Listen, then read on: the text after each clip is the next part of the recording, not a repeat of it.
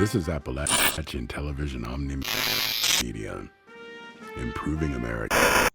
It's 3:04.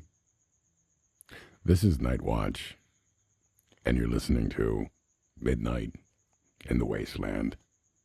Tonight's story comes from Pieces, a caravan report, a trader's confession, and a letter that never found the right address. They all talk about something small, a shadow, the height of a filing cabinet, wearing a child's mask, the smile's too wide. First came from a caravan, headed east out of Charleston, loaded with sugar bombs, soap, and bad decisions. They stopped at an old rest area to mend a tire. Two stayed with the Brahmin. One went to look for clean water. He didn't come back with water. He came back as white as it. Said he had seen a toy knife stuck in a log, blade shiny, handle wrapped with duct tape and pearls. When he reached for it, something giggled. Not a man's laugh, not a ghoul's choke. Just a child's idea of fun. Then silence. They left the flat tire and walked their way to Sutton, told the guards to watch the ditches. Next came a letter, unsigned, dropped in the post box at Foundation. It read, "He's back." Or maybe he never was. The size is wrong. The steps are small, but the sound is right. Boots that don't touch mud. A blade that doesn't rust. He sings when he kills. Not songs, just the tune of breathing. No return address. Just a smudge of blood, and a drawing of a mask with one eye colored in. By the next week, the rumors were everywhere. Some said it was a raider initiation. Others said a survivor kit snapped after too many days of hunger. One old hand at the bar swore it was a robot reskinned to look human. What mattered was the pattern. Small cuts, clean ones, low to the ground. A slasher that didn't swing up. It swung across. I heard from a Brotherhood scribe, stationed near the Monongah mines. He said the scanners picked up movement in a collapsed shaft.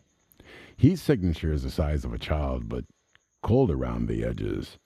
Like whatever it was didn't breathe the way that we do.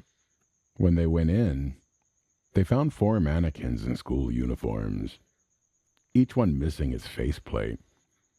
On the wall, carved with a paring knife. Play the game. Traders passing Morgantown started finding the calling cards too.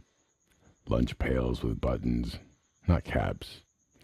Chalk drawings on the road of smiling children holding knives.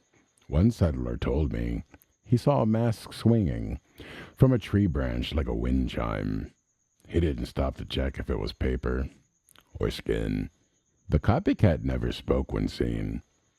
Didn't run. Didn't taunt. Just stood there, head tilted, knife dangling loose. Like he was waiting for someone to finish a line he'd memorized wrong. And maybe that's what it was.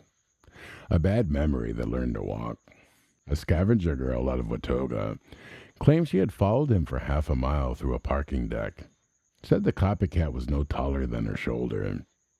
Said he wore a child's vault suit, cut off at the knees, and a leather apron stitched with toy tags. He never looked back, but he dragged something that scratched the concrete in perfect time with her heartbeat. When she stopped, the sound stopped too. When she moved, it started again. At the exit, the noise quit for good. She looked down. There was a plastic pumpkin bucket at her feet, half filled with marbles. Inside the lid, scratched in tiny letters, "Trick done. She doesn't go south anymore." Not every story ends in blood. One came from a doctor in Lewisburg. Said a boy showed up with an arm cut and a mask in his pocket. When asked what happened, the boy said he'd found it and put it on for fun. Said it made him feel brave. Said when he took it off, he heard laughter behind his ears that didn't belong to him. They stitched the arm, burned the mask. 3 nights later, the clinic was robbed. Not for meds, for bandages, and a mirror.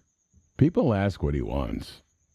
If it's revenge, if it's madness, if it's some child playing a ghost until the ghost plays back. I don't know, but I know he shows up where stories already are, in places where the old myth still echoes through rust and memory. He doesn't kill to survive. He kills to remember how the story goes.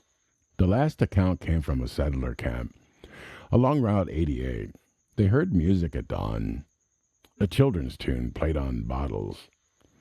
When they looked outside, their lanterns had been arranged in a circle. In the center was a mask, cracked in half. Next to it, a knife made from a cut-down machete, blade bent like a smile. The note beneath read, "The game's over. Tag." They buried it. They moved camps.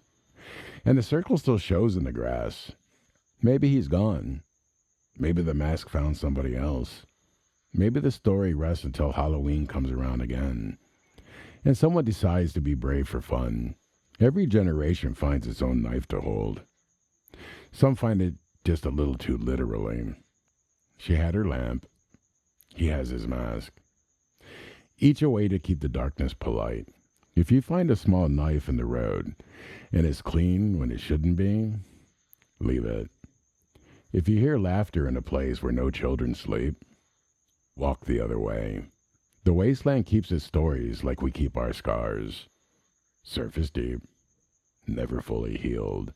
This is Nightwatch. You've been listening to Midnight in the Wasteland. I'm still here, still listening. I'll be back tomorrow if the signal holds and the quiet stays honest. Until then, check your mirrors, lock your door, and if you see a small shadow smiling in the lantern light, don't smile back.